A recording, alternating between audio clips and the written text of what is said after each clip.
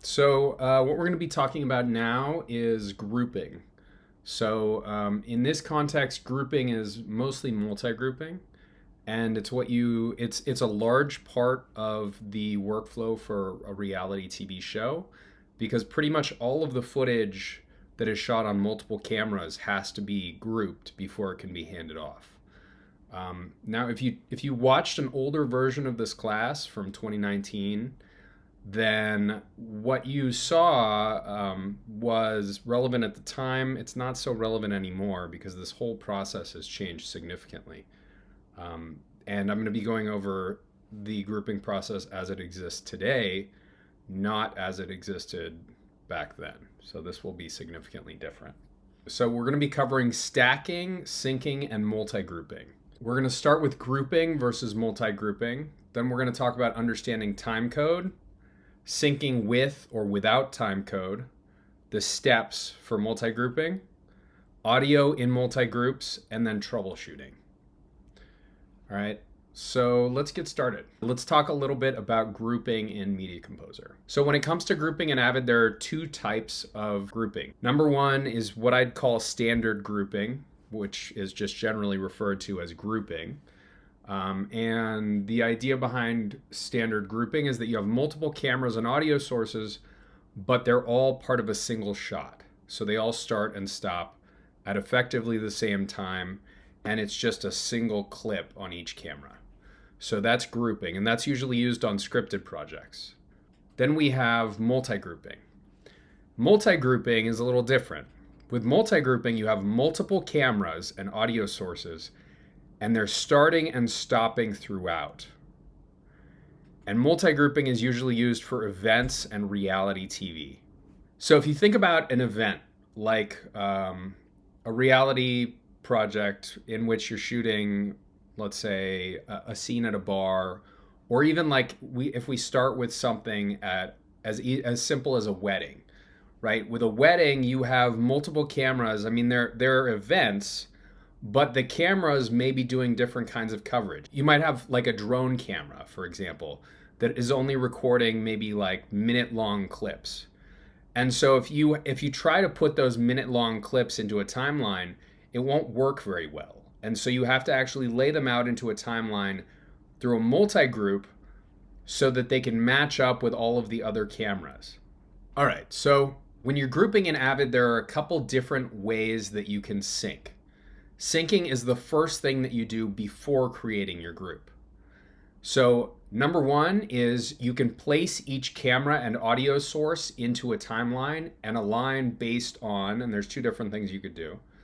Number one is you can align based on an audio or a video sync point. So for example, if this is your A cam and this is your B cam, if you find the same visual sync point in A cam and B cam, you can align the two cameras by moving them so that that point matches on both cameras. Now, alternatively, if you have timecode, you don't have to do any of that. You don't have to find a sync point. All you have to do is find a timecode that matches between the two cameras. So for example, if our A cam starts at hour 18 and ends at hour 20, and our B cam starts at hour 19 and 17 minutes and ends at hour 19 and 52 minutes, if we look for a time code in our B cam, we should be able to find that same time code in our A cam. So let's say that we look for the start time of our B cam in our A cam. So we should be able to find that because that time code exists in our A cam sequence. So once we find that matching time code, assuming that our time code is accurate, if we move our B cam to match our A cam, we should now have a synced sequence. So let's talk a little bit more about time code. So you might recognize this slide from when we talked about time code before. So time code is the frame accurate measurement of time. And when we're dealing with video, each clip has a time code indicating when it was shot. Now, if you're working on a production that uses timecode, the cameras and the audio are kept in sync by using a jam sync. And that usually uses a device like this. And the way that it works is that the audio source is used as a master to synchronize the time code between cameras. So if they're doing a jam sync on set, then the audio and cameras should have near identical time code. But you also have to be jam syncing consistently. You can't jam sync at the beginning of the week and expect to still be in sync by the end of the week. Jam syncing daily is usually what you'd need to do. So even if you've jam synced, timecode can still drift by between 1 and 10 frames per hour. So even if you've jam sunk your footage, you still may have some drift when you cut it together if you have really long clips. So most of the cameras that you're going to be working with will have timecode. But there are cameras that don't have timecode. So for example, most consumer cameras do not have timecode. So that includes phones, GoPros and action cams, DSR or mirrorless cameras, and camcorders. So all of these, if you receive them from the field, will likely not have any timecode, which means that every clip will begin at hour 0, which looks like this. So what do you do if you find yourself in a situation where you have all of this footage and no timecode? Well, the first thing you want to do is you want to check for slates. And you want to check at the head and the tail of the clips. It depends on the project that you're working on, but they may slate. If it's a good show, they will. If it's not such a good show, then they may not. And there are several different types of slates. The first is just a standard slate like this. And the purpose of this slate is that it's actually what's called a clapboard. So the idea behind this slate is that it makes an audible noise and gives you a visual cue when it closes so that you can find that point between all of your cameras and sync it up. The next type of slate is called a smart slate. And the idea behind a smart slate is that it gives you all the advantages of a standard clapboard slate, but it also adds timecode, running visual timecode on the slate, so that you can actually see where you are in that camera. So even if the time code on the camera is there, if it's wrong, the smart slate will tell you what the time code should be. And then the last type of slate would be a slate on a phone or an iPad. And this is about the same as a smart slate, except that you won't get the visual cue of the closing of the slate. So you may find on shows that they don't have accurate time code, but if you have slates, it requires extra work, but it's almost as good as having time code. So if you see something like this, for example, so what we see right here is if you look in the upper right-hand corner, the time code for this clip is hour 15 and 48 minutes, but we have a visual slate on this shot. So we can tell that the actual time code is supposed to be hour 15 and 17 minutes, which means that we can quickly match this clip up with the other clips that have similar time code based on this visual slate. Now, alternatively, if you don't have time code and you don't have any slates, you're in the unenviable position of having to potentially add time code before bringing it into Avid. Now, this is sort of a mixed bag. It works, but how well it works really depends on a lot of different things. So if you add timecode before bringing it into Avid, the way that you do that is you do it based on the file creation time. So every file has metadata in it that says when the file was created. The problem with that metadata, number one, it's not frame accurate. It might not even be second accurate, and it's only as good as the device that records the video. So if you're shooting on a camera that thinks it's 1966 at 10 a.m., but it's actually today at 7 a.m., the creation time isn't going to be particularly useful. But if you do have this file creation information, you can still use it. And the way that you would do that is you would run it through a program like Qt Change, which allows you to load all of your clips into the program, and then it reads the file creation time and allows you to add that to your timecode track in the file. So there are 3 ways to record timecode. Number 1 is time of day. Number 2 is free run, and number 3 is record run. So let's talk about each one of those. In time of day timecode, the timecode represents the time in 24 hours that the footage was shot. So if you have 2 cameras, let's say we've got 1 camera here and 1 camera here. If we lay each of these out into a timeline, what we would do next is, because these both have time of day timecode, if the timecode is accurate, all we would have to do is take these 2 timelines and combine them into a single timeline. And if the footage is properly jam synced, then it may already be in sync. Because we've shot these 2 cameras, we've used time of day timecode. If they're in sync with each other, then once we put them into this timeline, everything should be in sync. The next type of timecode is called free run timecode. The idea behind free run timecode is that once the first clip is recorded, the timecode runs continuously.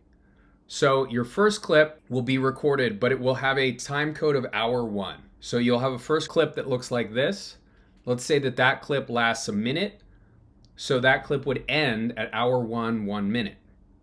If you were to then record another clip 20 minutes later, that second clip's timecode would be hour 1, 21 minutes and 1 frame. Because if you think about it, that's 20 minutes plus the 1 minute that you already recorded, and then you're starting on that 1 frame. So when you lay this out into a timeline, it looks like this. And then if we have a second camera, that would look like this, right?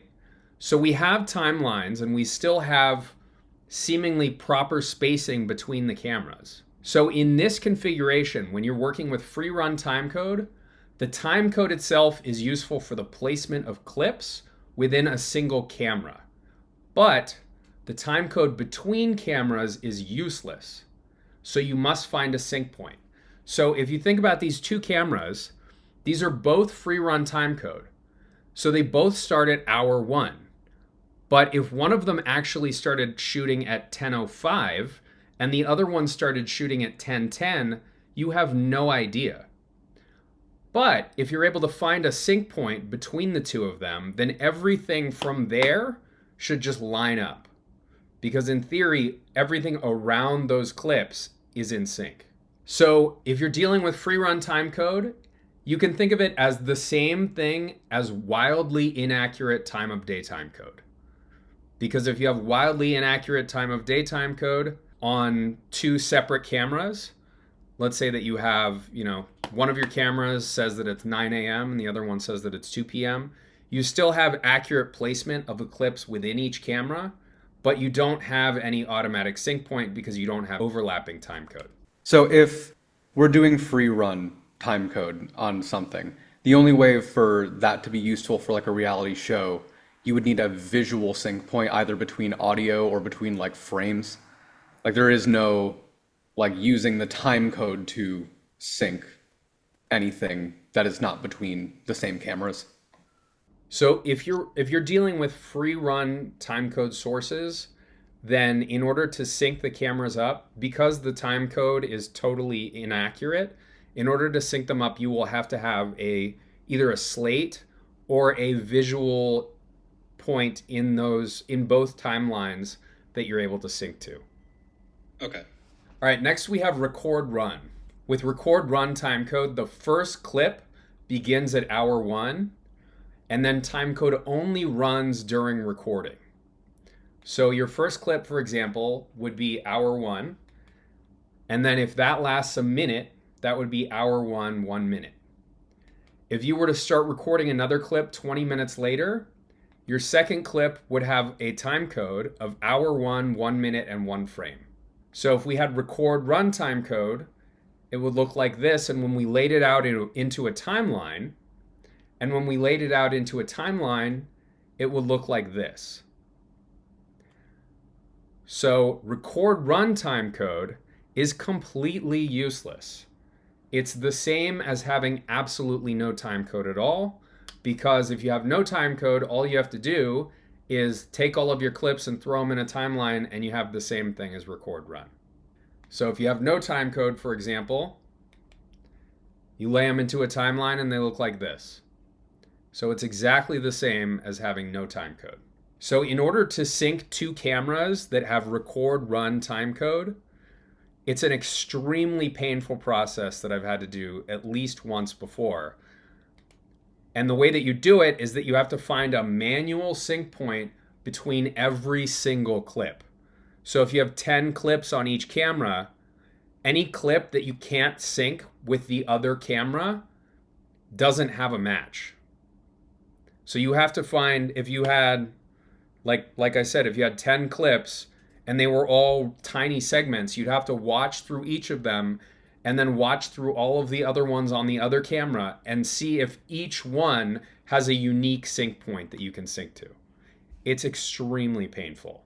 So in order of most to least ideal when it comes to timecode, most ideal would be jam synced time of day timecode. So if you're lucky enough to get on a stage show, this is what you might be dealing with. Jam sync time of day timecode, oftentimes you don't have to do anything. You just lay it out into a timeline and you're done. And with jam sync time of day timecode, all cameras should sync up without a problem. Next would be free run or time of day timecode that is not jam synced. So with this configuration, timing within a camera will be correct, but you'll need to find a single sync point between the two cameras so that you can line them up based on that sync point. And least ideal and most painful would be record run timecode or no timecode at all. And in this case, timecode is completely useless and you'll need to find slates or sync points for all clips relative to the backup audio or other cameras.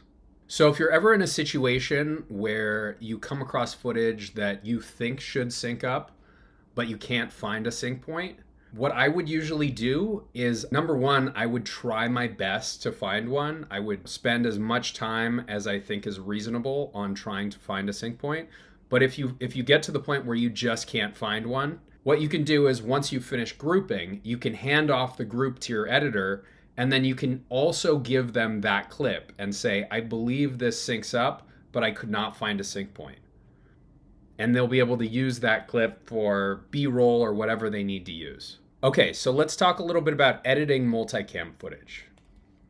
So if you think about how would you edit multicam footage like this, you might think, well, I could just take all of the cameras and I could lay them out into a sequence and then I could edit the sequence, right? I could just use the pieces that I want. Well, if you were to do it that way, editing from a sequence is actually a subtractive process. So for example, if we zoom in on this part of the timeline, if I wanted, let's say, these two clips of this camera right here, if I was editing from a sequence, it's really counterintuitive because in order to get those two clips of that camera, what I would actually have to do is remove the other cameras. And now I have those two clips. And the same is true with the audio. If I want just these sections of this audio, then I'd have to remove all of the other sources at those timecodes. So it's really not a tenable way to edit a sequence. So as an alternative to editing the sequence, what you can do is you can create a multi-group.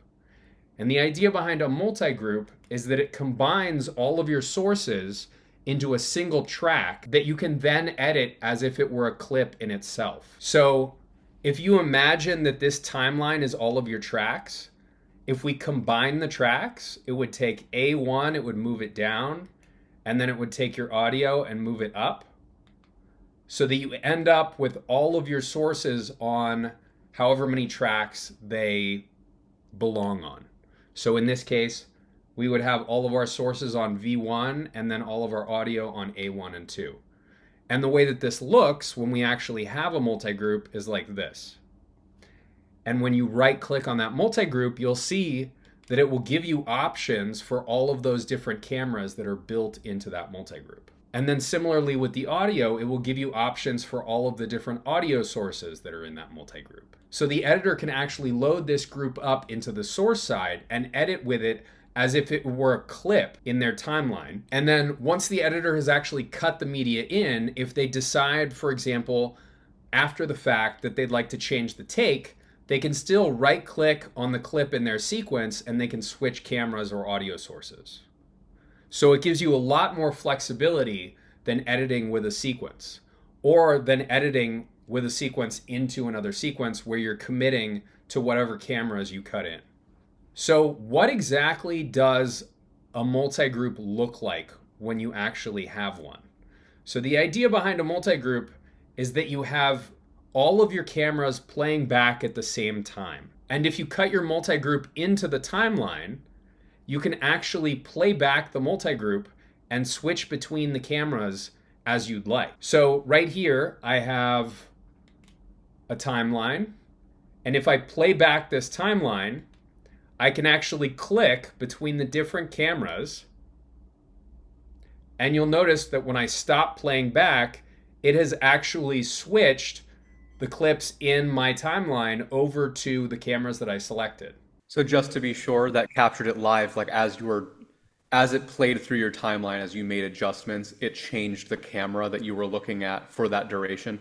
Yes. Like a technical director on a switchboard, you were like flip, flip, flip, flip. Yeah. So you can think of this sort of like a switchboard. So as you switch cameras in the source side, it switches takes on the record side. Quick question. Are you able to, after you're done doing it live, to go back and change takes and adjust the cuts? Yeah, you can do that at any point. Okay, so let's talk about the grouping process. So the grouping process requires 3 steps. Number 1 is called stacking. Step 2 is called syncing, and step 3 is grouping. So the stacking process involves placing clips from each camera and audio source into their own timeline. So for example, if this is your camera, you would place all of these into a timeline, and then you would take your second camera, you would place those clips into a timeline, and lastly, you would place your audio source into a timeline. And then you would combine those into a single timeline based on their timecode. So that is stacking. So by the end of the stacking process, you should have a timeline where all of the clips are placed within the timeline at their respective timecodes, but not necessarily in sync. They should just have accurate timecode. Next is syncing. So in the syncing process, you shift the cameras to match a common audio source. And you always want to use audio as your master. So you always want to sync to your audio. And the way that you do this is you use waveforms, audio sync, which would be listening back to the audio, and visual cues to adjust the sync between the cameras and the audio. So for example, down here, you have the waveforms. So you would look at these and you would find points in the waveforms that seem to match up, and you would adjust the clips to see if those are actual sync points. And then if you have to do a visual cue, you would look for points in the video that look like they match up, and you would check them against each other. And as you're syncing, what you'd want to do is, if you find a sync point, what I usually do is I place a marker on each camera where that sync point was, so that if I need to go back later and check where did I check my timeline to make sure everything was in sync, I can easily tell, oh, I didn't check this section. Let me check that it's in sync here. Do you have any like tips or tricks for doing visual cue syncing? When it comes to finding a visual sync point, it can be really hard because if you, for example, choose someone lifting their arm and you have multiple angles, there's really no point at which your arm can be sunk up. You really, like, if you sync up between here, you might think that that's in sync from another camera with my hand here. It's really hard to tell where the two match. So what I would usually do is I would look for, I mean, this is kind of a given, but I would look for when two things touch. So maybe somebody puts their arm down or claps, and then I would find the moment where their arm is at their side, and I would sync to that. Other than that, it's really, if you can't find a decisive moment like that, it's really, really hard. And even when you do find a decisive moment like that, it can be difficult because the person might have done that multiple times. And it's really hard to know which time are you looking at on each camera. We've now stacked and sunk our sequence. So now we need to group it. Now, fortunately, these days, grouping is actually the easiest part of the process. So to create a group from a sequence in Media Composer, all you have to do is right-click on the record monitor and choose Create Group. So if you watched the previous video that we did, the 3 hours that we spent on the process of grouping is no longer necessary. Okay, so let's go ahead and do some grouping. Okay, so go ahead and open up Media Composer. And you should have, from last time, our projects right here, the Edit and Assist project. Make sure that your user is AEB Assist 2024. And what I want you to do now is I want you to click on the Browse button. And then click up here at the top. And we're going to go back to the AEB 2024 media folder. And instead of going into part 1, we're going to go into part 2. Then go into Avid Project and select AEB Assist 2398. Okay, so what we're going to do now is we're going to build out a sequence. So before we get started, go into your part 2 folder, and you'll notice you actually have 2 PDFs for this one. One of them goes over the steps for stacking and syncing footage. And then the other one is actually the same thing, but in a little more detail. So this one is sort of a general overview of the process. And the step-by-step, it really just walks you through it with exactly what you need to do. So you can follow this, but we're actually going to be doing it in real time right now. So what I want you to do first is open up the auto sequences bin under group work. Now I want you to open up master clips and open the audio bin. So I mentioned before that we want to take each source and we want to put it into a timeline. So if we were to take these 2 sources and put them into a timeline just by dragging and dropping them, that wouldn't be very helpful, because what we just did is we created a timeline that starts at hour 1 and has both clips in it, but they're just one after another. So instead of dropping them into a timeline, what we're going to do is we're going to use a function called auto sequencing. Basically, what auto sequencing does is it looks at the time code of each clip and places the clips into a timeline that matches their source time code. So I'm going to select both of these clips, and I'm going to go up to Clip, Auto Sequence. Now it's telling me that some of the clips have marks set in them. That's fine. I don't care about the marks. So I'm just going to hit OK. So it's going to ignore those marks. So you'll notice that it now placed them into a timeline. It looks like they're one after another, but there's actually, I think, 1 frame in between them. But more importantly, the time code of the sequence is no longer hour 1. It is now the starting time code of the first clip as far as which one begins first. So you'll notice that the starting time code of the sequence is the same as the starting time code of the earliest clip. And you'll notice that the second clip comes in at exactly its starting time code. So if I look in the timeline at where clip 2 comes in, it starts at 20:53:38:11, which is its start time code in the bin. Okay, so what I want you to do now is I want you to rename this sequence audio. And then drag it and drop it into auto sequences. And then close out the audio bin. Next, we're going to open up ACAM. And we're going to do exactly the same thing. We're going to select both clips. We're going to go up to Clip and choose Auto Sequence. Then we're going to rename the sequence to ACAM. And we're going to move that sequence into the Auto Sequences bin and close out ACAM. And then lastly, we're going to do the same thing with Bcam. So we're going to select the two clips. We're going to go up to Clip, Auto Sequence. It's giving me the message again that there are marks in the sequence. I'll just say OK. It will ignore them. And then I will rename this to Bcam. And I will move that into my Auto Sequences bin. So what I'm going to do now is I'm going to create a timeline from which I'm going to build this sequence. And the way that I want to do that is, as I mentioned before, I want to use my audio as the master for my timeline. So what I'm going to do is I'm going to duplicate my audio sequence, which I can do by selecting it and hitting Command or Control D, and then change the name to daystack. Now I'm going to open up my daystacks bin, and I'm going to move this daystack into my daystacks bin.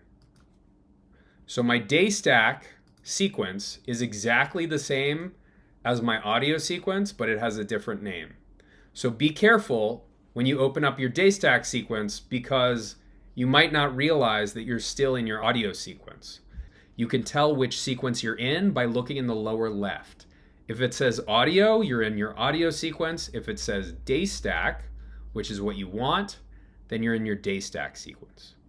So we now have our daystack sequence. What we need to do now is we need to cut in the other sources. So in this case, it's the two cameras.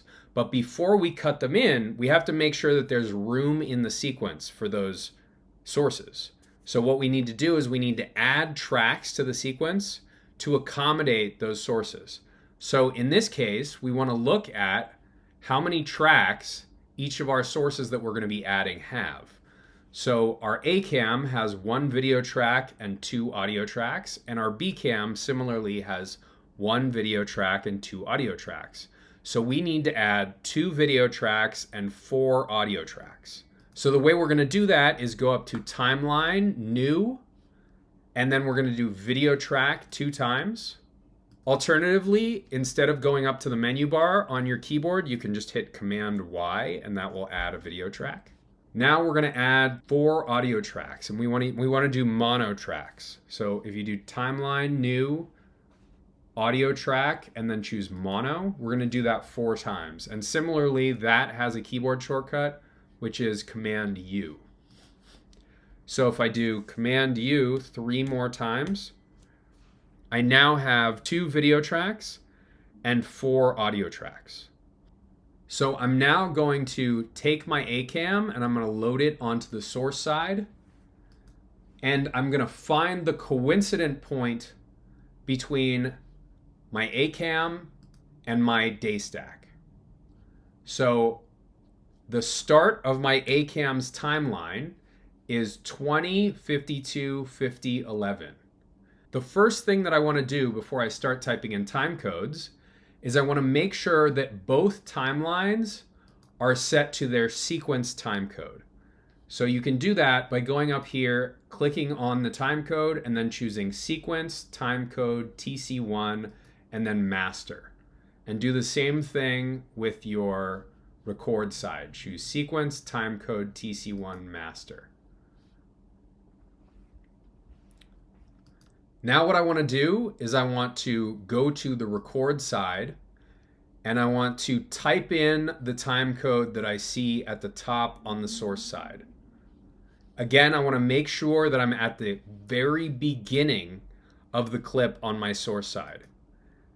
So before I type in the time code, if I'm on a computer that doesn't have a number pad, I'm going to have to hit Control twice.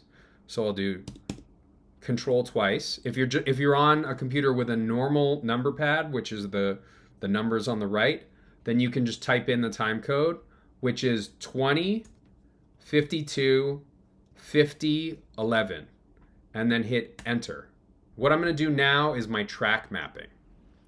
So if I were to cut this in right now, I would end up overwriting what's in the timeline. And the reason for that is that I've got tracks 1 and 2 going to tracks 1 and 2, but I've already got media on audio 1 and 2. So what I want to do is I want to remap these tracks. So I'm going to drag A1 from the source side to A3 on the record side, and then A2 from the source side to A4 on the record side.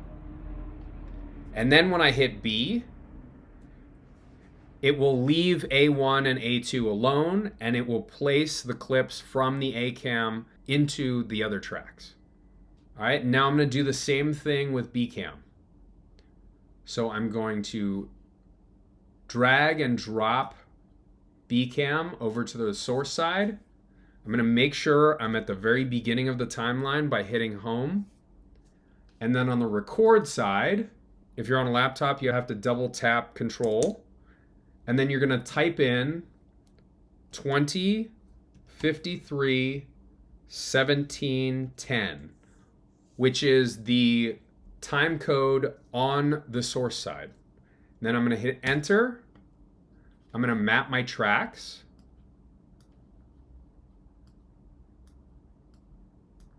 And then I'm going to hit B. So we now have a timeline with our backup audio, our A cam, and our B cam. But this timeline is not in sync. I mean, it could be in sync, but we haven't checked it yet. So we're going to say it's not in sync. So go ahead and close out your auto sequences bin.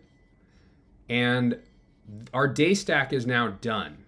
What we need to do is we need to copy this daystack sequence into the sync maps bin and then rename it sync map. Normally you would put a shoot date on these sequences, but in this case, we're just leaving them as the generic sync map. So you can go ahead and close out your daystack because you're done with that. Now we're going to open up our sync map and we're going to check sync on these clips. So as I said before, there's a couple ways you can do that. The number one way that I do it is through audio waveforms. So you can see here, if you have audio waveforms on, which you can turn on and off by going down to the fast menu in the lower left and choosing audio data waveform. So if you have waveforms on, then what I usually do to check sync is I use my playhead as a point and then I place it on some kind of waveform and check to see if they seem to be in sync. Now you can do that or you can listen. Dancing and festive. Now you'll notice that when I look at this and when I listen to it, it seems to be slightly off. So if you look, let's say here, for example, if you look at these two clips, they seem to be slightly off. And they are. But the thing is that in Media Composer, there is no way to adjust something by less than a frame. So if you have two sources that are less than a frame out of sync, there's nothing you can do about it. So what you have to do is you have to get them as close to in sync as you can without worrying about the sub-frame syncing. Okay, so what you want to do is you want to look at each point where a camera begins and check for sync. Because if you think about it, those are really the only places where you're going to lose sync, is where there's a new camera or a new audio source. So for example, I would look here. I would check my sync there. And if it looks good, then I would place a marker, which is tab, indicating that I have checked sync at that point. Then I would go to where the next clip begins, and I would do the same thing. So I would To that, and that is a blessing over the sweetness of wine, because everything that we do should all. So I just listened to that, and it sounds like it's out of sync. But from what I can tell, these clips are in sync. If I look at my waveforms here, the waveforms that I can see seem to be in sync. But there's something here that you're not seeing, which is that there are still waveforms on the B cam. You just can't see them because they're too small. So what you can do is if you deselect all your tracks and you only select A5 and A6, on your keyboard, if you hit Option Command L, it will actually increase the size of the visual waveforms. It has no effect on the audio itself. It just adjusts the size of the visual waveforms on those tracks. Now, alternatively, if you wanted to make the tracks larger for some reason, what you could do is you could hit Command K or Command L, and that will make just those tracks larger or smaller. But keep in mind that if you have something loaded on the source side, for example, if I had my daystack loaded on the source side, even if I don't have any of the tracks selected on my record side, if I make a change, it's going to affect all of those tracks that are selected on my source and my record. Okay, so I'm going to clear this. So you can always adjust the sizes of your tracks, but if at some point you decide that you want to go back to normal, you can go down to the fast menu, go to default setup, and it will take you back to normal. But I will have to bring up my audio waveforms again. Once you've adjusted that waveform zoom, is there any indicator that shows you've done that? Not that I'm aware of. We've now adjusted the Bcam audio so that we can see it much better. And if we zoom in, you'll notice that this audio is out of sync, right? So that's why when you listen to it, we all feel it here on this day, and the two of you get to taste. It sounds like it's a little bit out of sync. What we're gonna do is we're gonna select the tracks that the Bcam is on. So that would be V2 and then A5 and 6. And we're gonna hit this button right here, which is to the right. And what that's gonna do is it's gonna select all of the Bcam clips from where we are to the right. We could adjust each clip individually, but most likely if the clip that you're on is out of sync, then all of the other clips after it are either equally out of sync or potentially even more out of sync. Most likely they're equally out of sync. So if we adjust this clip along with all the other ones, then the other ones should then be in sync. So what I'm going to do now is I'm going to zoom in, and I'm going to use the period and comma keys to move this camera into sync. Period will move it one frame to the right. Comma will move it one frame to the left. So I'm going to hit period 2 times. This sweetness. And that looks like it's in sync to me. Okay, so now we've moved our Bcam into place. Next, we want to check the next group of cameras. Now, we could check this audio here, but remember that our audio is our master. So if we check the audio there and it's out of sync with the cameras, number one, that's a larger problem because these are cameras that were in sync with the previous clip of audio. But what we really want to do is we want to move on to the next chunk of cameras and check that all of those cameras are in sync with the audio, because the audio should not be moving. It should always be in exactly the same place, because remember, we have to have some kind of constant. So we'll go ahead and zoom in here, and we will check the audio sync. I'm glad you guys are having fun over here. That's really the best thing ever. And once again, it looks like we have a sub-frame sync problem, but as I mentioned before, in Media Composer, there's really nothing you can do about a sub-frame sync issue. So I'm going to say that this section is also synced up. So if we look at our timeline, we've now synced this section right here. We've synced this section right here where the Bcam comes in. And then we've synced this section over here where the Acam and Bcam come in. So we now have a synced sequence. What we're going to do is we're going to create a group from that sequence. So all you have to do to create a group is right-click on your record monitor and choose Create Group. And then it's going to ask for a bin. I'm actually going to open up my group's bin, and I will place the group in that bin. So I'm going to go Create Group, and then I will choose to put that group in my group's bin. And I will call this, let's call this Easy Group, because that is what this assignment is called. So I'll call it Easy Group. Okay?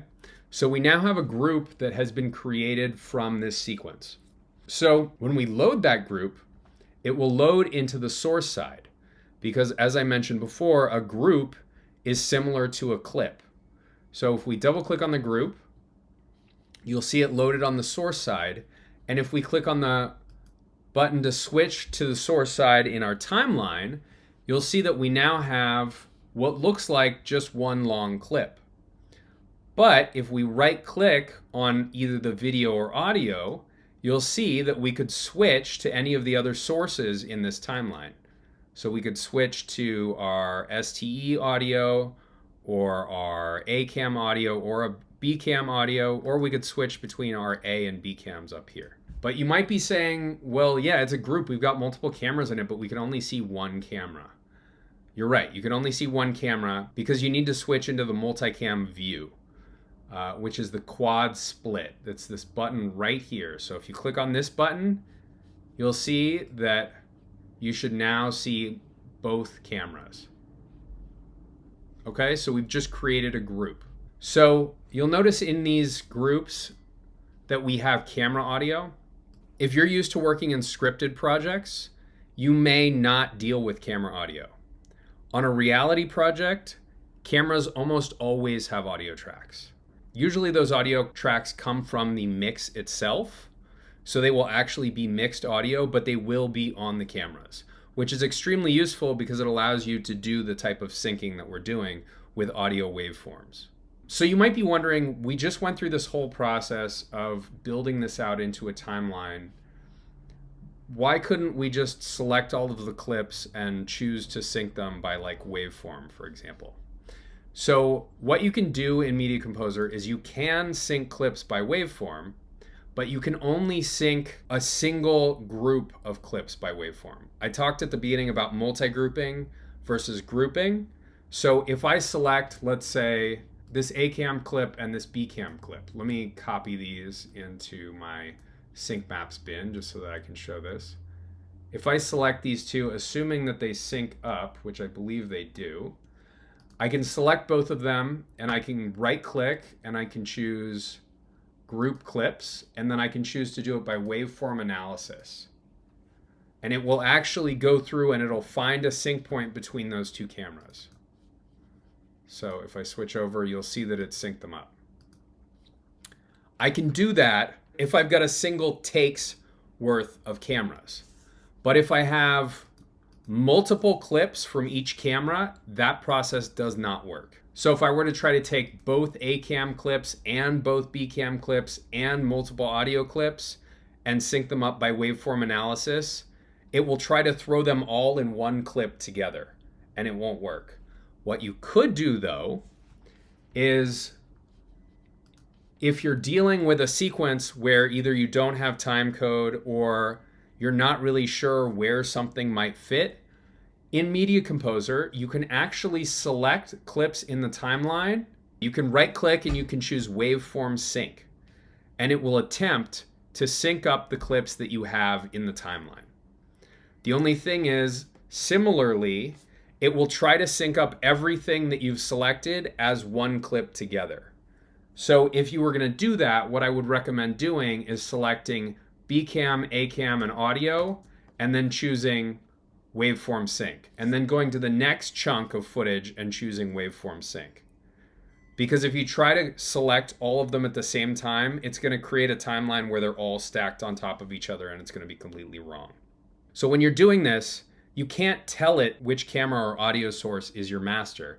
So it will actually move everything into sync, but it may move your audio to sync up with the camera. And then you'll have to go in and you'll have to move the audio back to its correct timecode. So it's useful, but it's really more useful to find a sync point than it is to automate this process. Okay, so now we've done the first group. That was the easy group. We're also going to do a hard group. But before we do the hard group, I want to explain a few things about the specifics of how groups work. So when we're talking about grouping, an important thing to understand is audio. That's audio in groups and then just audio overall. So when you get audio from the field, you're going to get WAV files, and those will come in as broadcast WAV files, and they'll look like this. You can see here we have a folder with a bunch of audio in it, but what exactly is all of the information in these file names? So if you look at the file name here, The first thing to look at is the number after the T. That is the take number. The next thing to look at is the number after the underscore. That is the track. So what exactly is a take?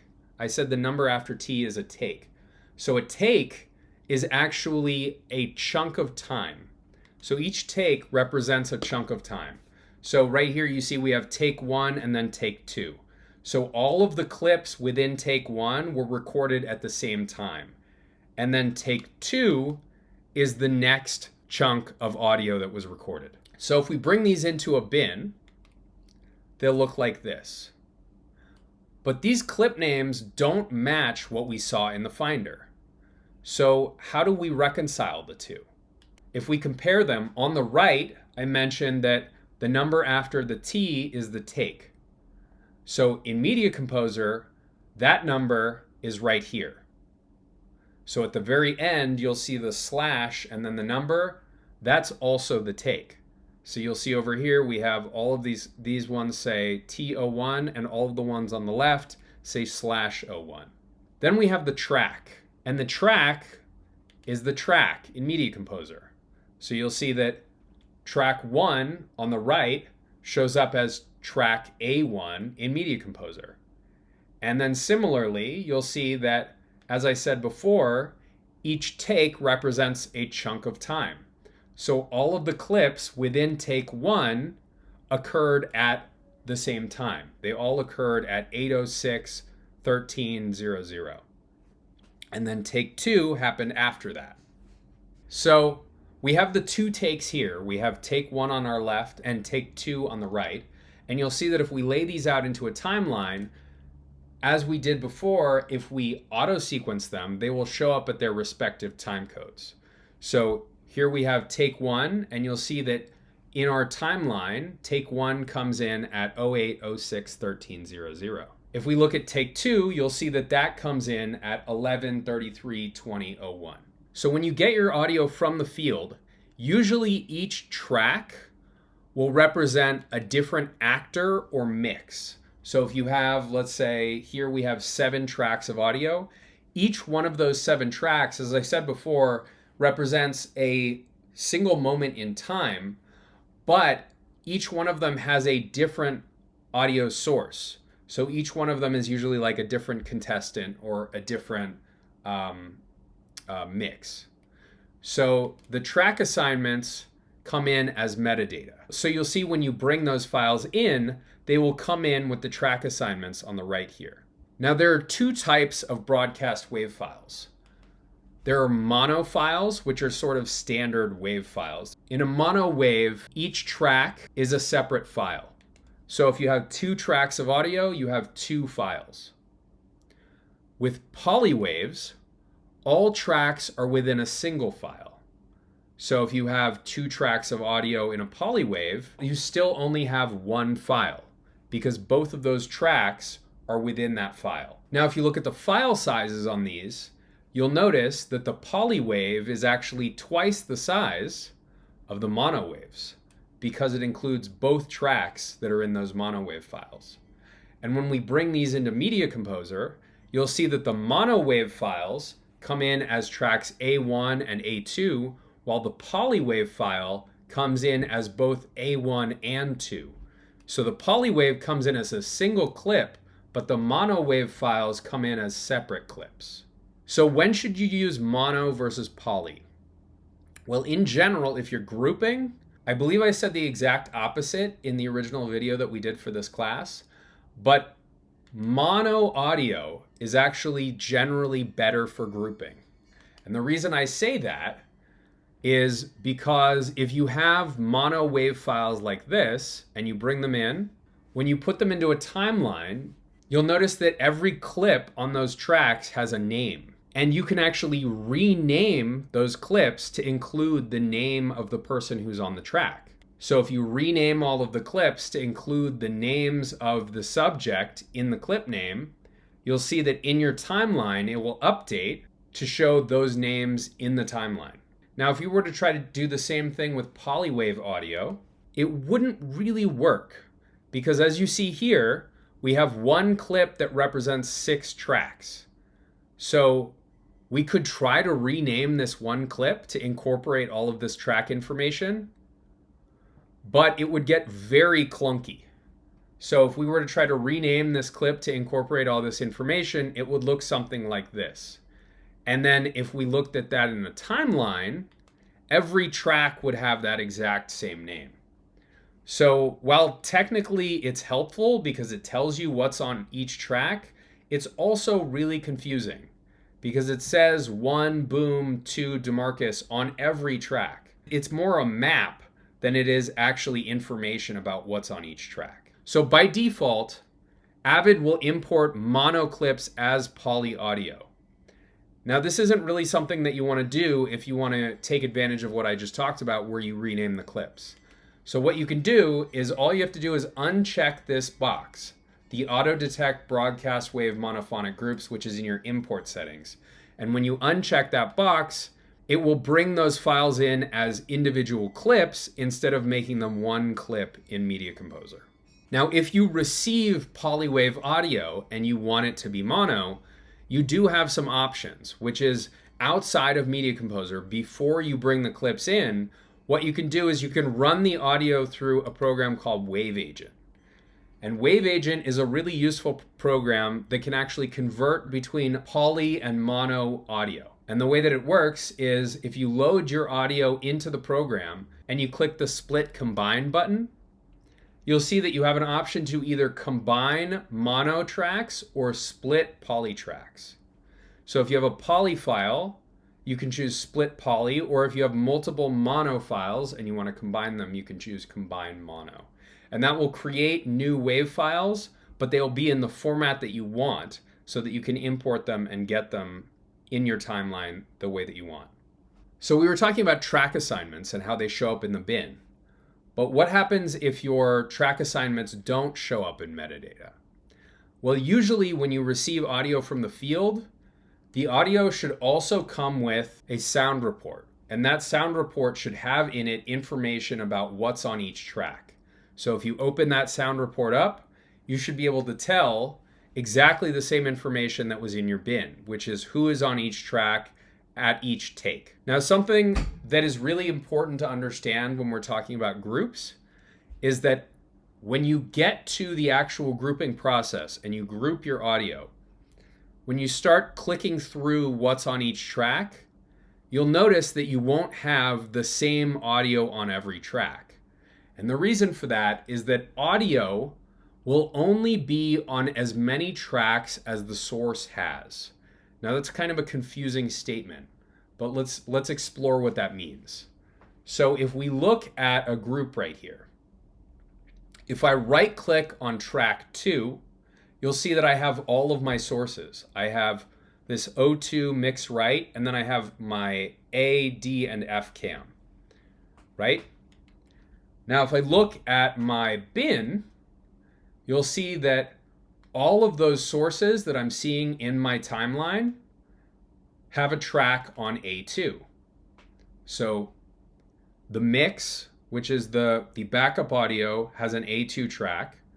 The A cam has A1 through A8, so that definitely includes A2. And then the D cam includes A1 and 2. And then the F cam also includes A1 and 2. So all of my sources include A1 and A2. So when I right click on A2 in the timeline, you'll see that I have all of my sources.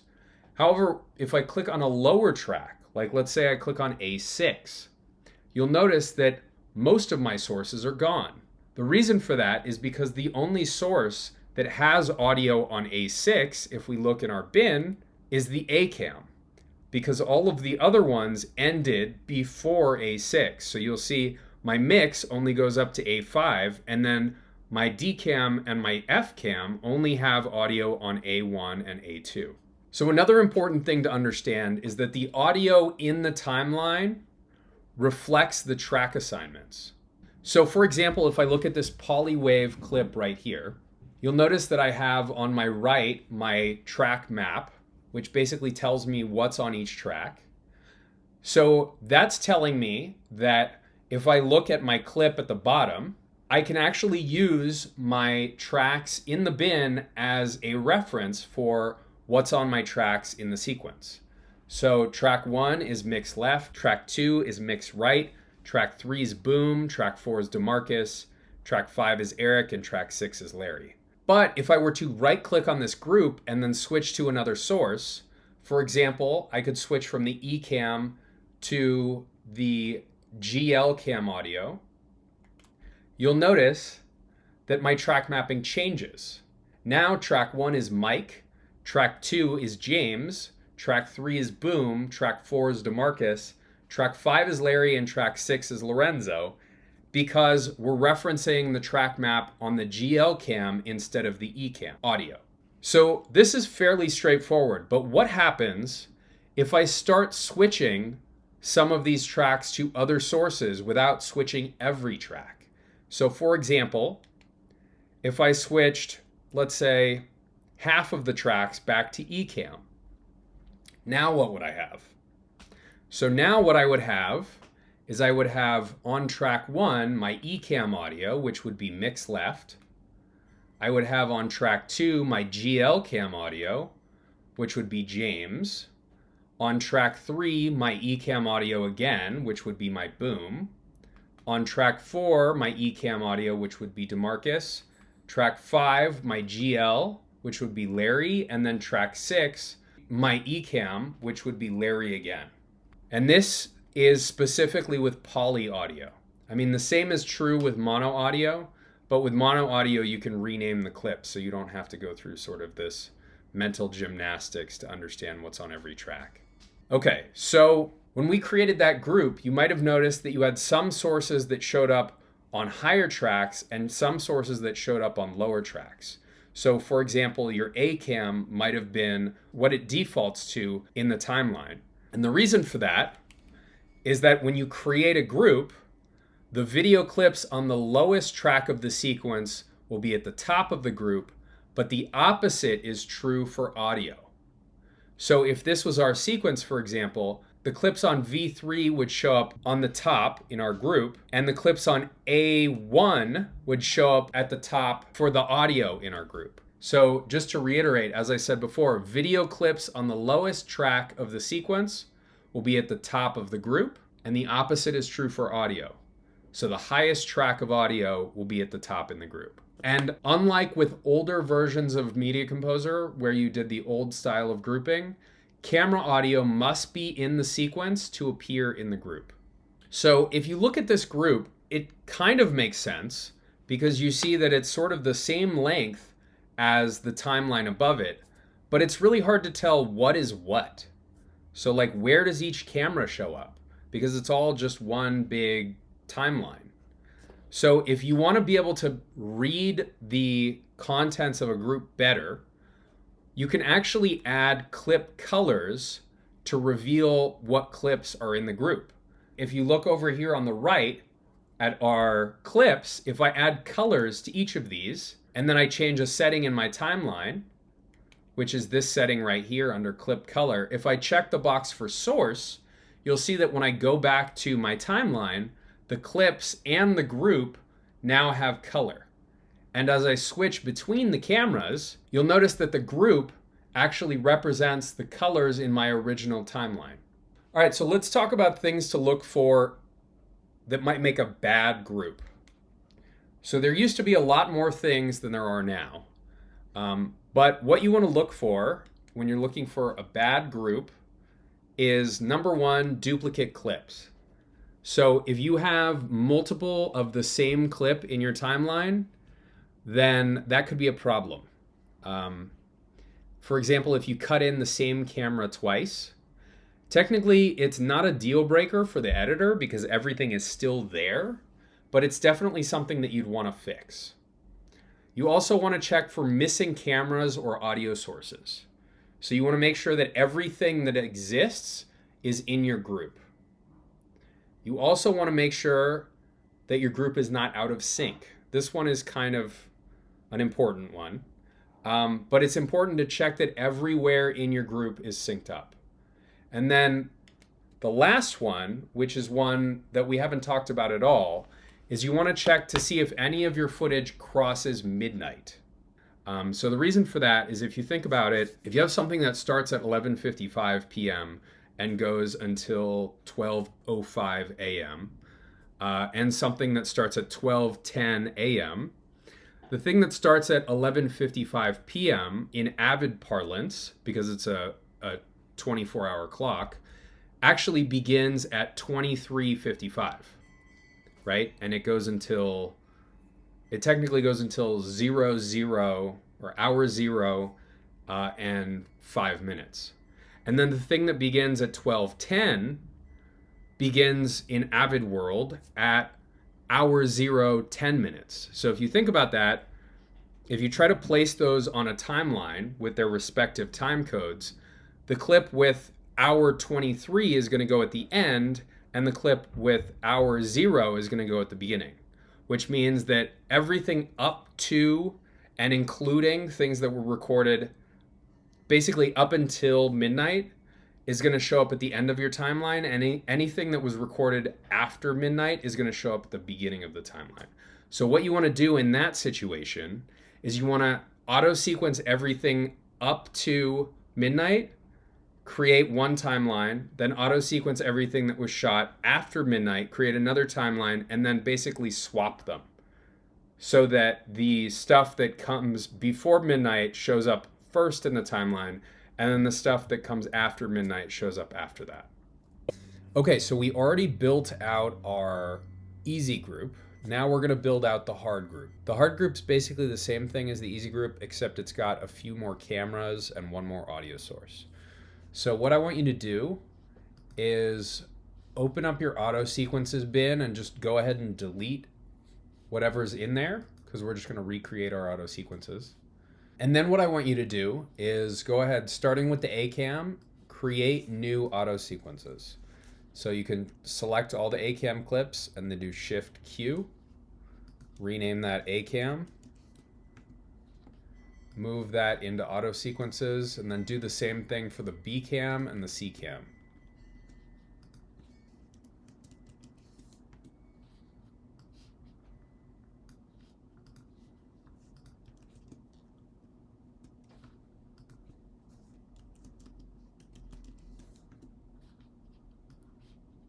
Okay.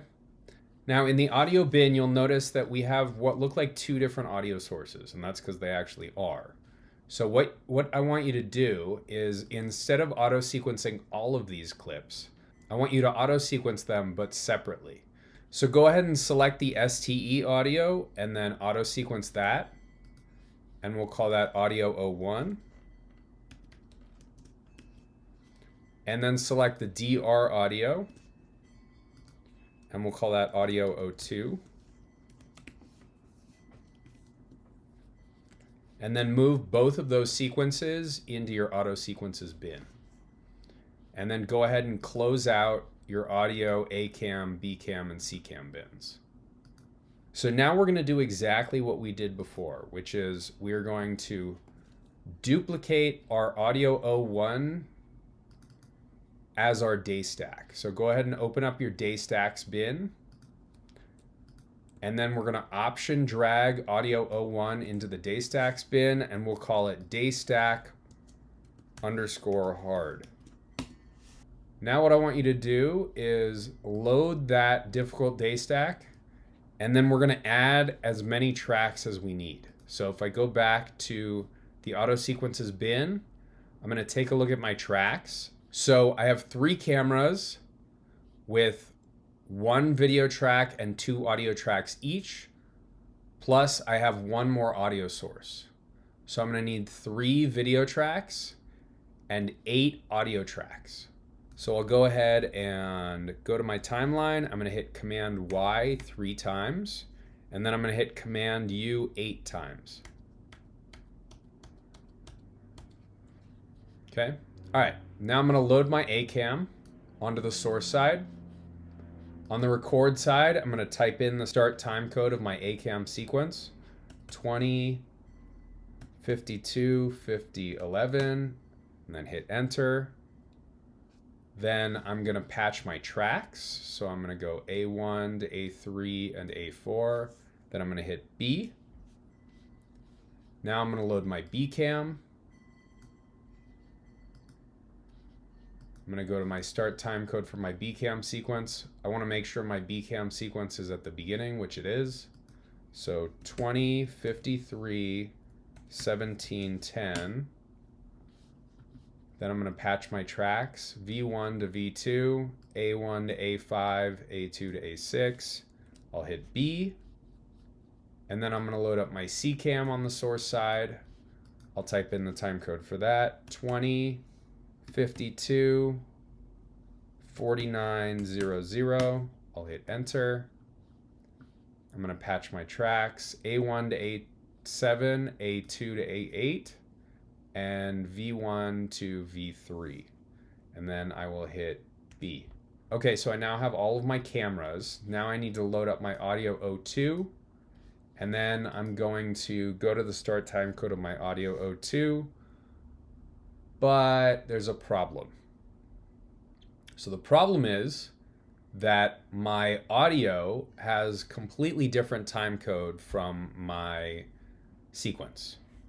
So what I'm going to do in this situation is I'm going to cut it in at the beginning of the timeline, and then I'm just going to have to sync it manually. So go ahead and move the playhead to the beginning of the timeline on the record side. Obviously make sure that your playhead is at the beginning of the timeline on the source side. And then we're going to patch our tracks. So I'm going to deselect all the video, and then I'm going to patch 1 to 9 and 2 to 10, and then I'm going to hit B. All right, now what we're going to do is we're going to go in and we're going to sync this. So I'm going to start with, I could start right here, or I could start here. I think I'm going to start here because technically this is where the first few clips begin, but none of the clips end before this spot, and this is where I can knock out the most media. So I'm going to go to this spot right here, and I'm going to check sync. So I can already tell that at least one of these is clearly out of sync. Together as one. Okay, so now before I do anything, I want to make sure that I'm not moving my backup audio, because if you remember, my backup audio is my master, and I don't want to move that.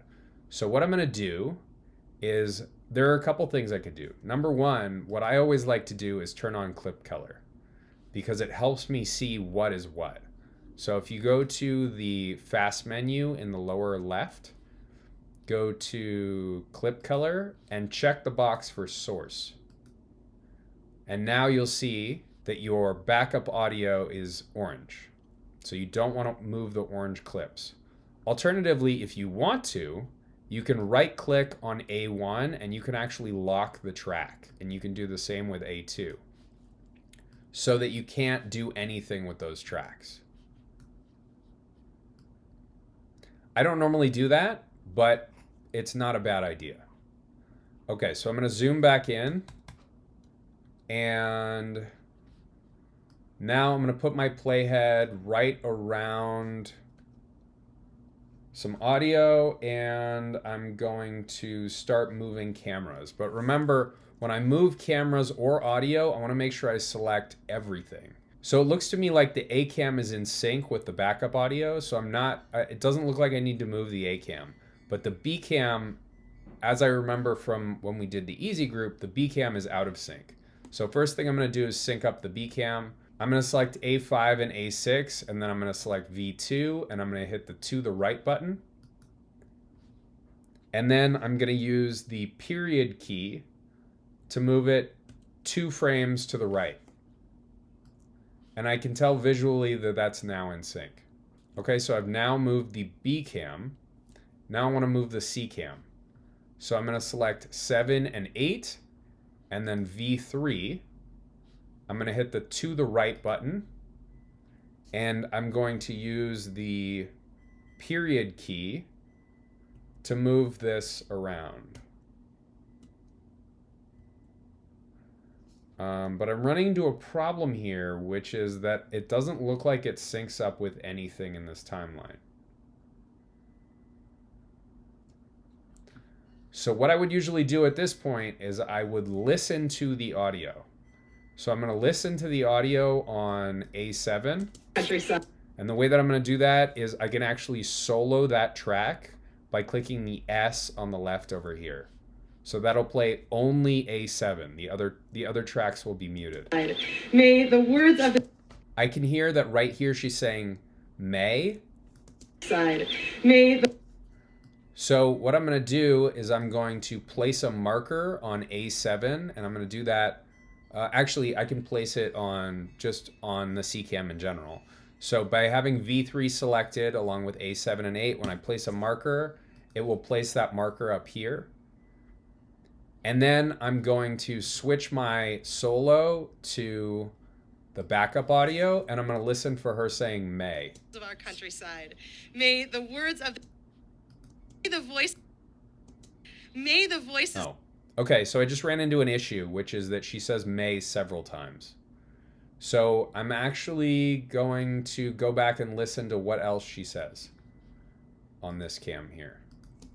May the words of this couple go out with. Okay, so she says, may the words of this couple. So I'm going to go back to this one. May the words of this couple. Okay, so that is the sync point. So I'm going to deselect my tracks. I'm going to select the A cam just because it's easy to see, and because it's in sync with the backup audio. And I'm going to place a marker there. Now what I want to do is I want to select these C cam clips and I want to move them so that they match up with that marker. Okay, so I'm going to select A7 and A8 and V3. I'm going to hit the to the right button, and then I'm going to manually move these clips so that the markers match up. And now I should have something close to a match in my audio waveforms, but it looks like it's still maybe 2 frames out. So I'm going to move my CCAM, let's see, let's try 1 frame to the left. May the words of this couple. And then I'll take off my solo. Will go out with gladness for their wedding. Let's mute this one because I haven't synced it yet. May the voices of this celebration be heard in the streets of our city. So that's clearly still out of sync. Let's try moving it 1 more frame to the left. Of our countryside. May the words of this couple go out with. That's still pretty out of sync. Okay, so I'm going to go to a point in the timeline where I have an audio waveform that's basically just a single frame, because that's really the best way for me to tell where they should sync up. And then I'm going to reselect the CCAM clips, and I'm going to move these to match. So I'm going to go 1 more frame here, and let's see if that matches. Their wedding chuppah, and may the music of the. Okay, so that's now a match. Okay, so I'm going to place a marker right there, although I already did. Okay, so I've got those markers there. Now what I'm going to do is I'm going to check for the next place where a clip begins, which would be right here. So I'm going to check sync here. And the 2 of you get to taste this sweetness. So that sounds like it's still in sync. And then I'm going to check at the end. So we've now synced the A cam and the C cam together. Now we want to check this backup audio. So this backup audio had completely inaccurate timecode. So we really have no idea where it belongs. But let's go ahead and listen to it compared to the main backup audio, and let's see how.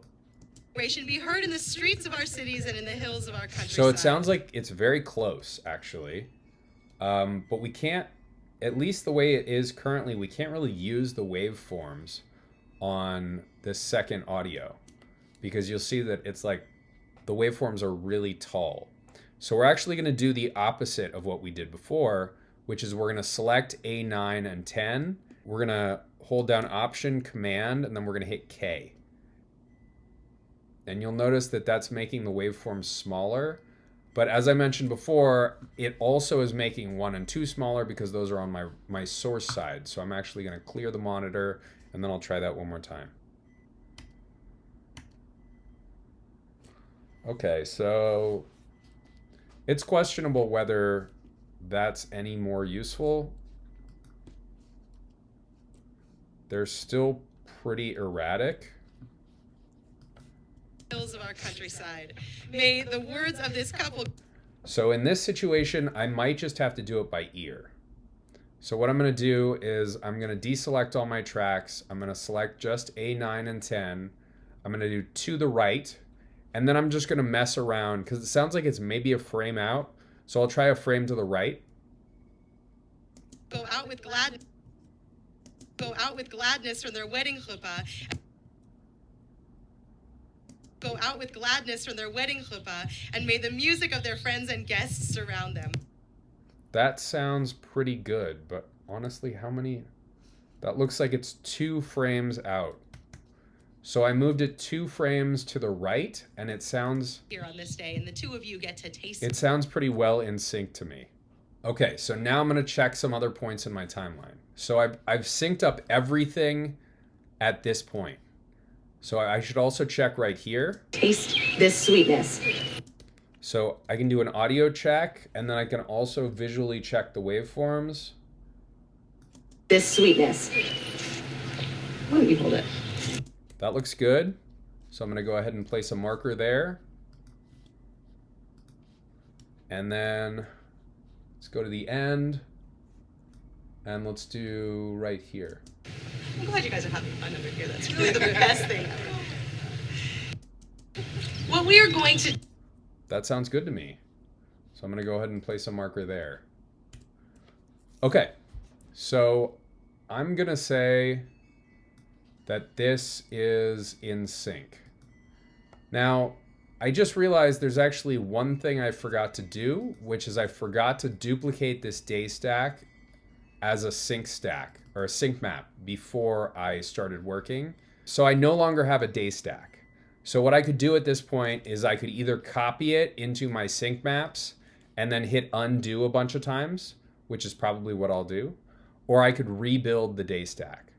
But it's usually a good idea to have a separate sync map and daystack because it's breadcrumbs. So if you, for some reason, need to go back and check your work, you know, maybe something is out of sync and you want to know, did I cut it in wrong from the beginning or did I sync it wrong? If you don't have a daystack, then there's really no way to tell. So what I'd probably do is copy it over as a sync map, rename it to sync map hard. And then in my timeline with the daystack loaded, I would probably just hit undo enough times to where everything goes back to its original position. So I just did undo to the point where I removed one of the audio sources, which means that if I do redo, now I've got everything laid into the timeline. And I can actually check, one thing I didn't mention before, when you are creating your daystack, you can actually check whether everything is at the correct position by clicking up here and looking at the time code of all of your sources. So I'm going to go ahead and close out my daystacks. I now have my sync map and I've synced it up. So now I'm going to go ahead and create my group. I have a question. So let's say, like in this situation, you forgot to duplicate the original daystack, right? Is there any chance it would be in the Avid attic? Yeah. Okay. It's possible. I could check. If there was a bunch of work that I had lost, then yeah, I could check in the attic. Okay, so what I'm going to do now is I have my sync map. I'm going to go ahead and right click on my record monitor and I'm going to choose create group. And actually I'm going to open up my groups bin because it's going to ask me which bin I want it in. I'll go ahead and hit create group. I will choose groups and hit OK. And I will call this hard group. All right, now we've created our hard group. So let's go ahead and open that up. And then I'm going to switch over to the source side. Now you'll notice because we have clip colors on, I can actually see all of the clips in here. So if I switch to the B cam, you'll see I can see all this information. And if basically what we're seeing here is anywhere that's green, this green color means that there's no clip there. So the B cam clip is actually here and here. This is empty space. And the same is true of all the other camera sources. So this is empty space, this is empty space, and then this is empty space over here. And then with audio, the same is true. So purple means it's empty for the audio. Okay, so that's pretty much it. One thing that I didn't mention, with versions of Media Composer all the way back to 2018.12, you can now edit groups after you create them. So let's say that I forgot to include a camera in this group. Well, what I can do is either before or even after I give the group to my editor, if I right-click on the group, I can go to Edit Group, and then it will open the group up on my record side, and I can make changes to it. So let's say that this camera is out of sync. I accidentally moved it to the wrong place. So I can fix it in my group sequence. And then when I open another sequence, you'll notice that it asks me, do I want to update this group or do I want to create a new group with these changes? So you could update the group, but it will not update the editor's sequence. Honestly, it's been a little while since I've done this, so I'm not sure. Let's say you have an editor that has already started cutting with this group. I'm not sure if when you update that group, whether they could update their sequences using the updated group, but let's try it.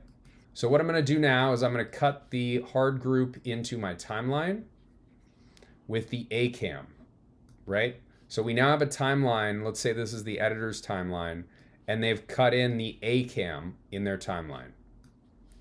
So now what happens if I go into the hard group and I go to Edit Group and I move the A cam?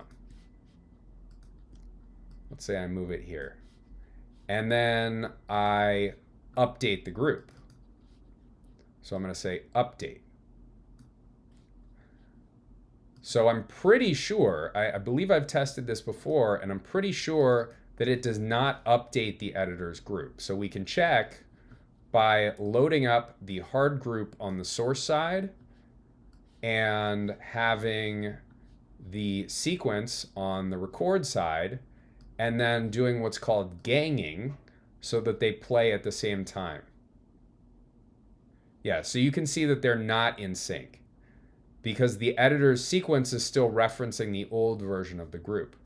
But I believe, I'll have to see if I'm correct about this, I believe as we did before with the reformatting, you can also update the groups in a sequence by going up to Clip, Refresh Sequence, and then choosing Group Edits. So it says some group edits cannot follow the selected clip. Original group offset will be used. See console for details.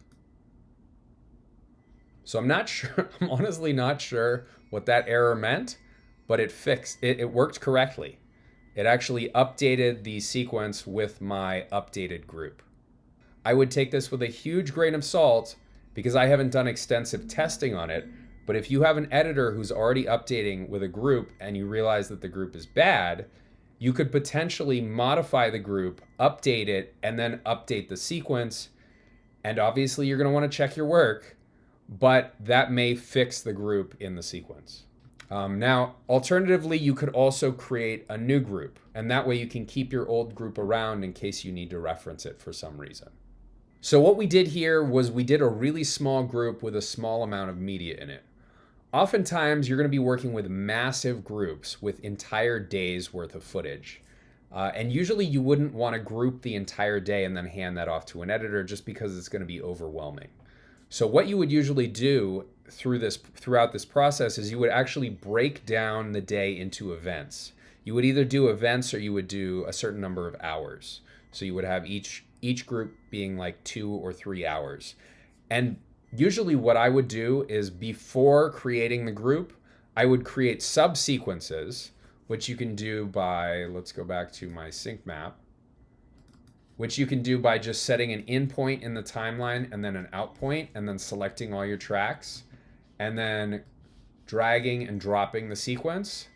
that just created a subsequence, and then I can name that whatever I want. So I could name that like pickleball, because everybody loves that now. From pickleball, I would create a group, and then I would have groups for each event from that day.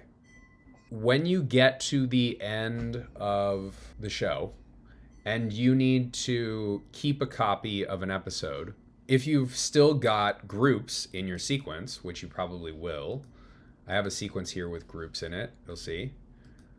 What you can do before you consolidate, because consolidating groups is a giant waste and takes up a huge amount of space, is if you right click on your sequence, you can choose commit multicam edits, and it will create a copy of your sequence with no groups in it. Gotcha. And So then that you would give can a consolidate timeline. that, and it will include only the camera media, or only the media that's actually seen and heard in the group. Gotcha.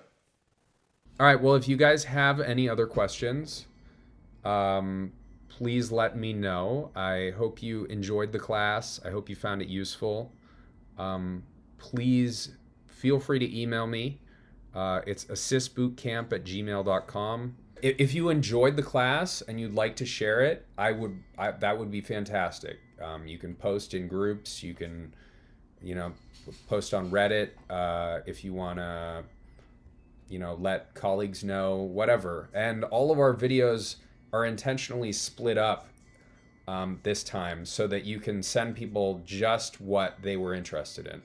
So if you know somebody who wants to know about ingesting, then you can send them the 14-minute ingesting video from last week, and that's all they have to watch. They don't have to, go through 5 hours of footage to get just that small piece of information.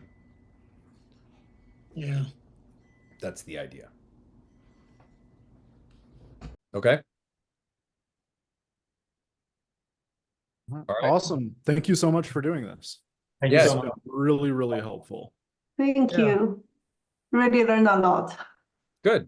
I'm glad to hear it. All right. Thanks, guys. I'll talk to you later. Hey. Thank you. Thank you. Have a good one. You Thank too. you.